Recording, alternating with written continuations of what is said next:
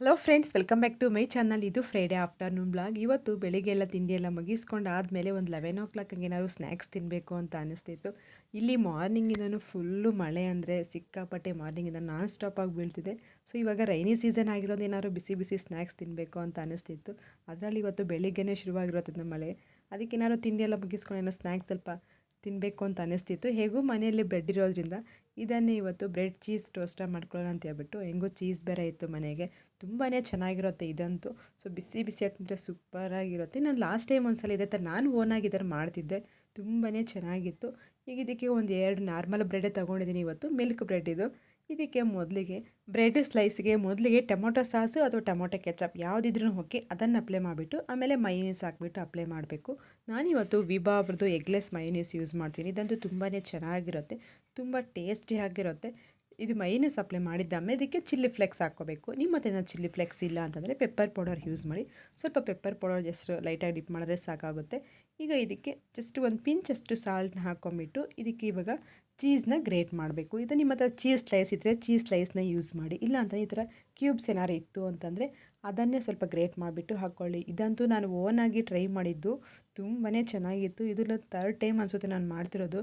Last time ಮಾಡಿದಾಗ ತುಂಬಾ ಸಖತ್ತಾಗಿತ್ತು. ಬಿಸಿ ಬಿಸಿ ಸಂಜೆ ಟೈಮಲ್ಲಂತೂ ಸ್ನ್ಯಾಕ್ಸ್ಗೆ ಟೀ ಟೈಮ್ ಜೊತೆಗೆ ಈ ಥರ ಮಾಡ್ಕೊಂಡು ತಿಂದರೆ ತುಂಬಾ ಚೆನ್ನಾಗಿರುತ್ತೆ. ಸೊ ನನಗಿವತ್ತು ಮಧ್ಯಾಹ್ನ ಹಂಗೆ ತಿನ್ನಬೇಕು ಅಂತ ಅನಿಸ್ತಿದೆ, ಯಾಕಂದರೆ ಮಳೆ ಬೀಳ್ತಿದೆ, ಅದಕ್ಕೆ ಅಂತ ಹೇಳ್ಬಿಟ್ಟು ಏನಾದ್ರು ಬಿಸಿ ಬಿಸಿ ತಿನ್ನಬೇಕು ಅಂತ ಅನಿಸ್ತಿತ್ತು. ಸೊ ಇದು ಹೆಂಗೂ ಟ್ರೈ ಮಾಡೋಣ ಅಂತ, ತುಂಬಾ ಚೆನ್ನಾಗಿರುತ್ತೆ ಅಂತೇಳ್ಬಿಟ್ಟು ಈಗ ಚೀಸ್ ಹಾಕ್ಕೊಂಡ್ಮೇಲೆ ಅದಕ್ಕೆ ಇನ್ನೊಂದು ಬ್ರೆಡ್ ಸೈಸಸ್ಸಿಂದ ಕ್ಲೋಸ್ ಮಾಡಿಬಿಟ್ಟು ಈಗ ಇನ್ನೊಂದು ಹೆಂಚನ್ನ ಬಿಸಿ ಮಾಡೋಕ್ಕೆ ಇಟ್ಬಿಡಬೇಕು. ಅದೊಂದು ಸ್ಪೂನಷ್ಟು ಬಟರ್ನ ಹಾಕಿಬಿಟ್ಟು ನಾವು ಈಗ ಫಿಲ್ ಮಾಡಿಟ್ಟಂಥ ಬ್ರೆಡ್ ಪೀಸಸ್ ಏನಿದೆ ಅದನ್ನು ಇಕ್ಬಿಟ್ಟು ಇದು ಸ್ವಲ್ಪ ರೋಸ್ಟ್ ಹಾಕಿ ಬಿಟ್ಬಿಡಬೇಕು. ಆಮೇಲೆ ಇನ್ನೊಂದು ಕಡೆ ಸ್ಲೈಸಸ್ಗೂ ಮೇಲೆ ಬಟರ್ ಅಪ್ಲೈ ಮಾಡಿಬಿಟ್ಟು ಇನ್ನೊಂದು ಕಡೆ ರೋಸ್ಟ್ ಮಾಡ್ಕೋಬೇಕು. ಸೊ ಡಾರ್ಕ್ ಕಲರ್ ಬರೋವರೆಗೂ ಚೆನ್ನಾಗಿ ರೋಸ್ಟ್ ಮಾಡ್ಕೋಬೇಕು. ಇದಂತೂ ನಿಜ ತುಂಬಾ ಚೆನ್ನಾಗಿರುತ್ತೆ ಫ್ರೆಂಡ್ಸ್, ನೀವು ಒಂದ್ಸಲ ಟ್ರೈ ಮಾಡಿ, ಸಖತ್ತಾಗಿರುತ್ತೆ.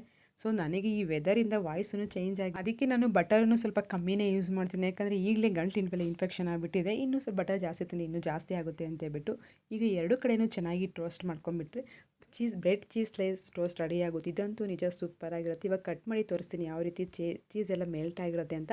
ಇದರ ಜೊತೆಗೆ ಸ್ವಲ್ಪ ಟೊಮೊಟೊ ಕೆಚಪ್ನ ತಿಂದರೆ ಸೂಪರಾಗಿರುತ್ತೆ.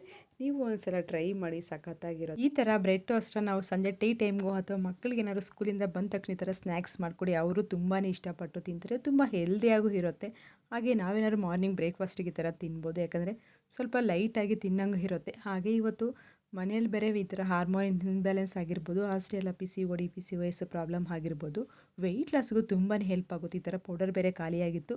ಈಗ ಅದನ್ನು ಮಾಡ್ಕೊಳ್ಳಿಕ್ಕೆ ಚಿಕ್ಕದೊಂದು ಬಾಣಲೆಗೆ 2 ಸ್ಪೂನಷ್ಟು ಸೋಂಪು ಹಾಗೆ 2 ಸ್ಪೂನಷ್ಟು ಜೀರಿಗೆ, ಇದರ ಜೊತೆಗೇ ಒಂದು 2 ಸ್ಪೂನಷ್ಟು ಫ್ಲ್ಯಾಕ್ಸ್ ಸೀಡ್ಸ್ನ ತೊಗೊಂಡ್ಬಿಟ್ಟು ಇದನ್ನು ಸ್ವಲ್ಪ ಲೈಟಾಗಿ ಫ್ರೈ ಮಾಡ್ಕೋಬೇಕು. ಇದಂತೂ ನಿಜ ನಮ್ಮ ವೆಯ್ಟ್ ಲಾಸ್ಗೆ ತುಂಬಾ ಹೆಲ್ಪ್ ಆಗುತ್ತೆ. ಅಷ್ಟೇ ಅಲ್ಲ, ನಮಗೇನಾದ್ರು ಹಾರ್ಮೋನ್ಸ್ ಇನ್ಬ್ಯಾಲೆನ್ಸ್ ಪ್ರಾಬ್ಲಮ್ ಇದ್ದರೆ ಅದೂ ಕ್ಲಿಯರ್ ಆಗುತ್ತೆ. PCOD PCOS ಪ್ರಾಬ್ಲಮ್ ಇರುತ್ತಲ್ಲ, ಇರ್ರೆಗ್ಯುಲರ್ ಪೀರಿಯಡ್ಸ್ ಆಗ್ತಿರುತ್ತಲ್ಲ, ಅಂಥವ್ರಿಗೆ ತುಂಬಾ ಹೆಲ್ಪ್ಫುಲ್ ಆಗುತ್ತೆ. ಈ ಥರ ಲೈಟಾಗಿ ಫ್ರೈ ಮಾಡ್ಕೊಂಡಿದ್ದಾದಮೇಲೆ ಒಂದು ಮಿಕ್ಸಿ ಜಾರ್ಗೆ ಹಾಕ್ಕೊಂಬಿಟ್ಟು ಸ್ವಲ್ಪ ಕೂಲ್ ಆದಮೇಲೆ ಹಾಕ್ಕೋಬೇಕು. ಜಾಸ್ತಿ ಕೂಲ್ ಆದಮೇಲೂ ಅಲ್ಲ, ಸ್ವಲ್ಪ ಉಗುರು ಬೆಚ್ಚಗಿರುತ್ತಲ್ಲ ಆ ಟೈಮಲ್ಲೇ ಮಿಕ್ಸಿ ಜಾರ್ಗೆ ಹಾಕ್ಕೊಂಬಿಟ್ಟು ಇದನ್ನು ಸ್ವಲ್ಪ ಪೌಡರ್ ಮಾಡ್ಕೋಬೇಕು. ತೀರಾ ನುಣ್ಣಗೆ ಲೈಟಾಗಿ ಸ್ವಲ್ಪ ತರಿಯಾಗಿರಬೇಕು, ಆ ಥರ ಪೌಡ್ರ್ ಮಾಡ್ಕೋಬೇಕು. ಇದು ಡೈಲಿ ಜಸ್ಟ್ 1/4 ಚಮಚ ಅಷ್ಟು 1 ಲೋಟ ಉಗುರು ಬೆಚ್ಚ ನೀರಿಗೆ ಸೇರಿಸ್ಕೊಂಡು ಖಾಲಿ ಹೊಟ್ಟೆಲಾದರೂ ಕುಡಿಬೋದು, ಇಲ್ಲ ನಿಮಗೆ ಡೇ ಟೈಮಲ್ಲಿ ಯಾವ ಟೈಮಲ್ಲಿ ಫ್ರೀ ಇರ್ತೀರಂದರೆ ಆ ಟೈಮಲ್ಲಿ ಕುಡಿಬೋದು. ಇದಂತೂ ನಿಜ ಇರ್ರೆಗ್ಯುಲರ್ ಪೀರಿಯಡ್ಸ್ಗೆ ತುಂಬಾ ಹೆಲ್ಪ್ಫುಲ್ ಮಾಡುತ್ತೆ. ನಮಗೇನಾದ್ರು ಹಾರ್ಮೋನ್ಸ್ ಇನ್ಬ್ಯಾಲೆನ್ಸ್ ಪ್ರಾಬ್ಲಮ್ ಇದೆ ಅದಂತೂ ಸಿಕ್ಕಾಪಟ್ಟೆ ಯೂಸ್ಫುಲ್ ಆಗುತ್ತೆ. ನಿಜ ಇದಂತೂ ತುಂಬಾ ಒಳ್ಳೆ ಹೋಮ್ ರೆಮಿಡಿ ಇದೆ ಅಂತ ಹೇಳ್ಬೋದು. ಇದೆಲ್ಲ ಒಂದು ಗ್ಲಾಸ್ ಕಂಟೈನರ್ಗೆ ಹಾಕ್ಕೊಂಬಿಟ್ಟು ಸ್ಟೋರೇಜ್ ಮಾಡ್ಕೋಬೇಕು. ಇದು ಏರ್ ಟೈಟ್ ಕಂಟೈನರ್ ಇದೆ, ಗ್ಲಾಸ್ ಆದಷ್ಟು ಗ್ಲಾಸ್ ಕಂಟೈನರ್ಸಲ್ಲೇ ಸ್ಟೋರೇಜ್ ಮಾಡ್ಕೊಳ್ಳಿ, ಪ್ಲಾಸ್ಟಿಕ್ ಅಷ್ಟೊಂದು ಒಳ್ಳೆಯದಲ್ಲ. ಇದೆಲ್ಲ ಹಾಕ್ಕೊಂಬಿಟ್ಟು ನೀವು ಡೈಲಿ ಕುಡಿತಾ ಬರ್ರಿ. ನಿಮ್ಗೇನಾದ್ರು 1 ಮಂತ್ ಟ್ರೈ ಮಾಡಿ ಗೊತ್ತಾಗುತ್ತೆ, ನಿಮ್ಗೆ 1 ಮಂತಲ್ಲೇ ರಿಸಲ್ಟೂ ಕನ್ಫರ್ಮಾಗಿ ಗೊತ್ತಾಗುತ್ತೆ. ಈ ಥರ ನಾನು ಯಾವಾಗಿಂದ ಅವಾಗೆ ಜಸ್ಟ್ ಒಂದು 10 ಡೇಸ್ಗೆ ಆಗೋಷ್ಟು ಈ ಥರ ಸ್ಟೋರೇಜ್ ಮಾಡ್ಕೊತೀನಿ. ಈ ಥರ ಸ್ವಲ್ಪ ಕ್ವಾಂಟಿಟಿ ಜಾಸ್ತಿ ಮಾಡ್ಕೊಂಡು ಬೇಕಾದ್ರೆ 1 ಮಂತ್ ಬೇಕಾದ್ರೂ ಸ್ಟೋರೇಜ್ ಮಾಡ್ಕೋಬೋದು, ಬಟ್ ನಾನು 10 ಡೇಸ್ಗೆ ಆಗೋಷ್ಟು ಮಾಡ್ಕೊತೀನಿ. ಮತ್ತು ಇನ್ನು ಯಾವಾಗ ಬೇಕು ಅಂದರೆ ಅವಾಗ ಈ ಥರ ರೆಡಿ ಮಾಡ್ಕೊತೀನಿ. ಇದಂತೂ ತುಂಬಾ ಹೆಲ್ಪ್ಫುಲ್ ಆಗುತ್ತೆ. ನಾವು ಯಾವಾಗ ಬೇಕಾದ್ರೂ ಇದನ್ನು ಕುಡಿಬೋದು. ನಮ್ಮ ವೆಯ್ಟ್ ಲಾಸ್ಗಂತೂ ತುಂಬಾ ಹೆಲ್ಪ್ ಆಗುತ್ತೆ. ಮಧ್ಯಾಹ್ನದ ಊಟಕ್ಕೆ ಇವತ್ತು ತರಕಾರಿ ಬಳಸ್ಕೊಂಡು ಸಿಂಪಲ್ಲಾಗಿ ಸಾಂಬಾರು ಮಾಡ್ತೀನಿ. ಸೊ ಇವತ್ತು ಸ್ವಲ್ಪ ಡಿಫ್ರೆಂಟಾಗಿ ಸಾಂಬಾರು ಮಾಡ್ತೀನಿ. ನಾರ್ಮಲಾಗಿ ಮಾಡೋದಕ್ಕಿಂತ ಇವತ್ತು ಸ್ವಲ್ಪ ಡಿಫ್ರೆಂಟ್ ಪ್ರೊಸೆಸ್ಸಲ್ಲೇ ಮಾಡ್ತಿದ್ದೀನಿ. ಸೊ ಈ ರೀತಿಯೂ ಮಾಡ್ಬೋದು, ತುಂಬಾ ಚೆನ್ನಾಗಿರುತ್ತೆ. ನಾನು ಸುಮಾರು ಸಲ ಈ ರೀತಿ ಮಾಡಿದ್ದೀನಿ ಸಾಂಬಾರನ್ನ ತುಂಬಾ. ಸೊ ನಾವು ನಾರ್ಮಲಾಗಿ ಮಾಡೋದಕ್ಕಿಂತ ಈ ರೀತಿ ಮಾಡಿ ನೋಡಿ ಒಂದು ಸಲ, ತುಂಬಾ ಚೆನ್ನಾಗಿರುತ್ತೆ. ಈಗ ಇದಕ್ಕೆ ಬೀನ್ಸು ಹಾಗೆ ಕ್ಯಾರೆಟು, ಇದ್ರ ಜೊತೆಗೇ ಒಂದು ಆಲೂಗಡ್ಡೆ, ಒಂದು ಬದನೆಕಾಯಿನ ಸೇರಿಸ್ಕೊಂಡು ಒಂದು ಕುಕ್ಕರ್ಗೆ ಹಾಕ್ಕೊಂಡಿದ್ದೀನಿ. ಹಾಗೆ ಒಂದು 2.5 ಸ್ಪೂನ್ ಅಷ್ಟು ತೊಗರಿಬೇಳೆ ಸೇರಿಸ್ಕೊಂಡು ಈ ತರಕಾರಿ ಎಲ್ಲ ಬೇಯಕ್ಕೆ ಎಷ್ಟು ನೀರು ಬೇಕೋ ಅಷ್ಟು ನೀರನ್ನ ಹಾಕ್ಕೊಂಬಿಟ್ಟು ಇದೆಲ್ಲ ಒಂದು ಮುಚ್ಚಳ ಹಾಕಿ ಒಂದು 3 ವಿಸಿಲ್ ಕೂಗಿಸ್ಕೋಬೇಕು. 3 ವಿಸಿಲ್ಗೆ ಪರ್ಫೆಕ್ಟಾಗಿ ಬೆಂದಿರುತ್ತೆ. ಹಾಗೆ ಒಂದು ಕಡೆ ಕುಕ್ಕರು ಸಹ ವಿಸಿಲ್ ಬರ್ತಿರುತ್ತೆ. ಇನ್ನೊಂದು ಕಡೆ ಇದಕ್ಕೆ ಸಹ ಟೊಮೊಟೊ ಹಾಗೆ ಈರುಳ್ಳಿನ ಕಟ್ ಮಾಡಿ ಇಟ್ಕೊಳ್ಳೋಣ. ನಾನಿವತ್ತು ಮಾಡ್ತಿರೋದು ಕ್ವಾಂಟಿಟಿ ಕಮ್ಮಿ ಆಗಿರೋದನ್ನ ಎಲ್ಲ ಒಂದು ಟೊಮೊಟೊ ಒಂದು ಈರುಳ್ಳಿ ಆದರೆ ಸಾಕು. ಹಾಗೆ ಈ ಸಾಂಬಾರು ಪ್ರೊಸೆಸ್ಸು ಕಂಪ್ಲೀಟಾಗಿ ಚೇಂಜ್ ಇರುತ್ತೆ, ತುಂಬಾ ಚೆನ್ನಾಗಿರುತ್ತೆ. ಸೊ ಮೊದಲು ಈ ಥರ ಸುಮಾರು ಸಲ ಮಾಡಿದ್ದೀನಿ, ಸಖತ್ತಾಗಿತ್ತು. ಸೊ ಅದೇ ಥರ ತಿನ್ನಬೇಕು ಅಂತ ಅನಿಸ್ತಿತ್ತು, ಈಗ ಅದೇ ಥರ ಮಾಡ್ತೀನಿ. ನಾವು ನಾರ್ಮಲ್ ಸಾಂಬಾರು ಮಾಡ್ಬೇಕಾದ್ರೆ ಮೊದಲು ತರಕಾರಿ ಎಲ್ಲ ಬೇಯಿಸ್ಕೊಂಬಿಟ್ಟು ಆಮೇಲೆ ಈರುಳ್ಳಿ ಟೊಮೊಟೊ ಎಲ್ಲ ಒಗ್ಗರಣೆ ಮಾಡ್ಕೊತೀವಲ್ಲ, ಇದು ಆ ಥರ ಪ್ರೋಸೆಸ್ ಅಲ್ಲ. ಫಸ್ಟು ತರಕಾರಿ ಬೇಯಿಸ್ಕೊಂಬಿಡ್ತೀವಲ್ಲ, ಸೇಮ್ ಅದೇ ತರಕಾರಿ ಬೇಯಿಸ್ಕೋಬೇಕು. ಆದರೆ ನಾವು ಟೊಮೊಟೊ ಮತ್ತು ಈರುಳ್ಳಿನ ಒಗ್ಗರಣೆಗೆ ಹಾಕಲು ಡೈರೆಕ್ಟಾಗಿ ಹಾಗೆ ಕುಕ್ಕರ್ಗೆ ಹಾಕ್ಬಿಟ್ಟು ಆ ಥರ ಬೇಯಿಸ್ಕೊತೀವಿ, ಆಮೇಲೆ ಕೊನೆಗೆ ಒಗ್ಗರಣೆ ಮಾಡ್ಕೊತೀವಿ. ತುಂಬಾ ಚೆನ್ನಾಗಿರುತ್ತೆ. ನಮ್ಮ ಅಮ್ಮ ಮೊದಲು ಈ ಥರ ಮಾಡೋರು, ಸಖತ್ತಾಗಿರ್ತಿತ್ತು. ಈಗ ಕುಕ್ಕರು ಸಹ 3 ವಿಸಿಲ್ ಆಗಿದೆ. ಇದು ಸ್ವಲ್ಪ ತಣ್ಣಗಾದ್ಮೇಲೆ ತೆಗೆದು ನೋಡೋಣ, ತರಕಾರಿ ಎಲ್ಲ ಪರ್ಫೆಕ್ಟಾಗಿ ಬೇಯಿದೆ. ಈಗ ಮತ್ತೆ ಸ್ಟವ್ ಆನ್ ಮಾಡಿಕೊಂಡು ಸ್ಟವ್ ಮೇಲೆ ಇಕ್ಕೊಬಿಡೋಣ. ಈಗ ಇದಕ್ಕೆ ಸ್ವಲ್ಪ ಕುದಿಸಬೇಕು, ಒಂದು 2ರಿಂದ 3 ನಿಮಿಷ ಕುದಿ ಬರಬೇಕು. ಅಂಥ ಕುದಿ ಬರೋ ಟೈಮಲ್ಲಿ ಇದಕ್ಕೆ ನಾವು ಕಟ್ ಮಾಡಿದಂಥ ಈರುಳ್ಳಿ ಹಾಗೆ ಟೊಮೊಟೊ ಇತ್ತಲ್ಲ, ಇದನ್ನು ಇದ್ರ ಜೊತೆಗೆ ಸೇರಿಸ್ಕೊಬಿಡೋಣ. ಇದು ನೋಡ್ತಿರ್ಬೋದು, ಬೇಳೆ ಎಲ್ಲ ನುಣ್ಣಗೂ ಆಗಿದೆ. ಹಾಗೆ ಒಂದೊಂದು ಬೇಳೆ ಹಾಗಾಗೂ ಇದೆ, ಅದೇ ಥರನೇ ಇರಬೇಕು, ತೀರಾ ನುಣ್ಣಗೂ ಆಗಬಾರ್ದು, ಇಲ್ಲ ಹಂಗಂಗೂ ಇರ್ಬೋದು. ಆ ಥರ ಬೇಯಿಸ್ಕೋಬೇಕು ಬೇಳೆನ.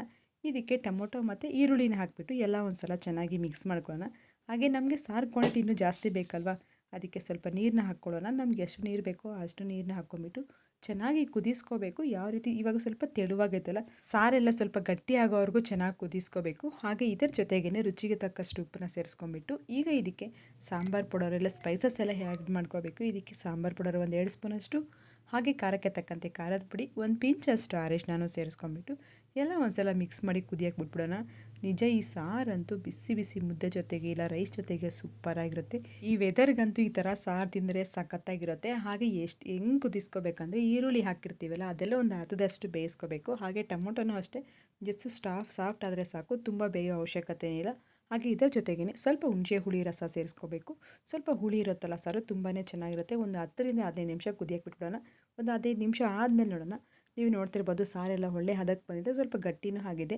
ಈಗ ಕೊತ್ತಂಬರಿ ಹಾಕ್ಕೊಂಬಿಟ್ಟು ಸ್ಟೌವಿಂದ ಇಳಿಸ್ಕೊಂಬಿಡೋಣ. ಜಸ್ಟ್ ಒಂದು ಸಲ ಮಿಕ್ಸ್ ಮಾಡಿಬಿಟ್ಟು ಸ್ಟೌವಿಂದ ಇಳಿಸ್ಕೊಂಬಿಡೋಣ. ಈಗ ಇದಕ್ಕೆ ಒಗ್ಗರಣೆ ಮಾಡ್ಕೊಳ್ಳಿಕ್ಕೆ, ಈಗ ಈ ಸಾರಿಗೆ ಒಗ್ಗರಣೆ ಮಾಡ್ಕೋಬೇಕಲ್ಲ, ನಾವು ಮೊದಲು ಒಗ್ಗರಣೆ ಮಾಡಿಲ್ವಲ್ಲ. ಸೊ ನಿಮ್ಗೆ ಇವಾಗ ಗೊತ್ತಾಗಿರುತ್ತೆ ನಾರ್ಮಲ್ ಸಾಂಬಾರು ಮಾಡಿದಾಗ ಯಾವ ರೀತಿ ಮಾಡ್ತೀವಿ, ಈ ಥರ ಸಾಂಬಾರು ಮಾಡಿದಾಗ ಯಾವ ರೀತಿ ಡಿಫ್ರೆನ್ಸ್ ಇದೆ ಅಂತ. ಈಗ ಒಗ್ಗರಣೆ ಮಾಡ್ಕೊಳ್ಳಿಕ್ಕೆ ಚಿಕ್ಕದೊಂದು ಬಾಣಲೆಗೆ ಆಯಿಲ್ ಹಾಕ್ಕೊಂಬಿಟ್ಟು, ಹಾಗೆ ಸ್ವಲ್ಪ ಸಾಸಿವೆ, ಸ್ವಲ್ಪ ಜೀರಿಗೆ ಹಾಕ್ಕೊಬೇಕು. ಸ್ವಲ್ಪ ಬೆಳ್ಳುಳ್ಳಿನ ಜಜ್ಜಿಬಿಟ್ಟು ಹಾಕ್ಕೋಬೇಕು. ಆ ಬೆಳ್ಳುಳ್ಳಿ ಜಜ್ಜಿ ಹಾಕೋದ್ರಿಂದ ಆ ಫ್ಲೇವರು ಸಖತ್ತಾಗಿರುತ್ತೆ. ಹಾಗೆ ಸ್ವಲ್ಪ ಕರಿಬೇವು, ಹಾಗೆ ಒಂದು 2 ಒಣಮೆಣ್ಸಿನ್ಕಾಯಿ, ಸ್ವಲ್ಪ ಹಿಂಗು ಹಾಕ್ಕೊಂಬಿಟ್ಟು ಈ ಒಗ್ಗರಣೆನ ಈಗ ಇದಕ್ಕೆ ಮಿಕ್ಸ್ ಮಾಡ್ಕೊಬೇಡ ಸಾಂಬಾರಿಗೆ. ಇದು ಕೆಳಗಡೆ ಇಳಿಸಿರ್ತೀವಲ್ಲ, ಸ್ವಲ್ಪ ಕೂಲಾಗಿರುತ್ತೆ ಅಷ್ಟೊತ್ತಿಗೆ. ಈ ಒಗ್ಗರಣೆ ಹಾಕ್ಕೊಂಬಿಟ್ಟು ಚೆನ್ನಾಗಿ ಮಿಕ್ಸ್ ಮಾಡಿಕೊಂಡ್ರೆ ಸಾಂಬಾರು ಸಹ ರೆಡಿಯಾಗುತ್ತೆ. ಹಾಗೆ ನಾನು ಇನ್ನೊಂದು ಕಡೆ ಮುದ್ದೆಗೂ ಸಹ ಇಟ್ಟಿದ್ದೆ, ಇನ್ನೊಂದು ಕಡೆ ಮುದ್ದೆನೂ ಸಹ ರೆಡಿಯಾಗಿದೆ. ನಿಜ ಬಿಸಿ ಬಿಸಿ ಸಾಂಬಾರು ಜೊತೆ ಸ್ವಲ್ಪ ತುಪ್ಪ ಹಾಕ್ಕೊಂಡು ತಿಂದರೆ ಸೂಪರಾಗಿರುತ್ತೆ. ಇದಂತೂ ಮುದ್ದೆ ಕಾಂಬಿನೇಷನ್, ರೈಸ್ ಕಾಂಬಿನೇಷನ್ ಸಖತ್ತಾಗಿರುತ್ತೆ. ನಮ್ಮ ಕಡೆ ಎಲ್ಲ ಇದೇ ಥರ ಮುದ್ದೆ ಮಾಡ್ತೀವಿ. ನೀವು ನಿಮ್ಮ ಕಡೆಯಲ್ಲಿ ಯಾವ ರೀತಿ ಮುದ್ದೆ ಮಾಡ್ತೀರಂತ ನನಗೆ ಕಮೆಂಟ್ ಮಾಡಿ. ಈ ರೆಸಿಪಿ ನಿಮಗೆಲ್ಲರಿಗೂ ಇಷ್ಟ ಆಗಿದ್ರೆ ಒಂದು ಲೈಕ್ನ ಮಾಡಿ, ಹಾಗೆ ಕಮೆಂಟ್ನ ಮಾಡಿ ಯಾವ